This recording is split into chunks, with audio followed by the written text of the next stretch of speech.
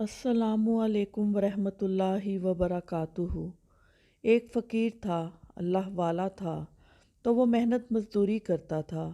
ایک دن یہ شخص کسی کی لکڑیوں کو اٹھا کر اس کے گھر میں پہنچانے کے لیے جا رہا تھا تو اس کے کان میں خارش محسوس ہوئی، تو اس نے چھوٹا سا لکڑ کا ٹکڑا کان میں مارا۔ مارنے کے بعد اس نے اس لکڑ کے ٹکڑے کو نیچے پھینک دیا۔ جب اس کی زندگی کا سورج غروب ہوا تو اس کے پاس فرشتے آئے تو انہوں نے سوال و جواب کیا۔ تو فرشتوں نے کہا کہ تو نے فلاں شخص کی لکڑ کا ٹکڑا اس کی اجازت کے بغیر توڑا تھا، اس کا حساب دے۔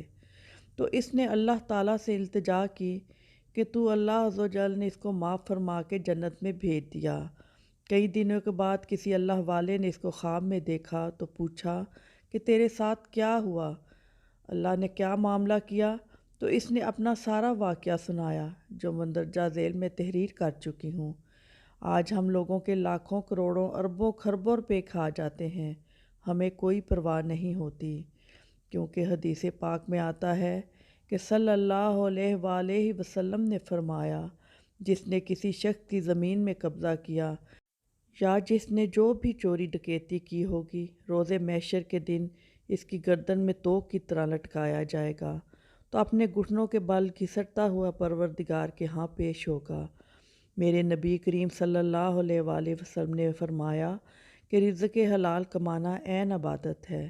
دعا ہے اللہ تعالیٰ تمام مسلمانوں کو ہدایت عطا فرمائے، آمین یا رب العالمین۔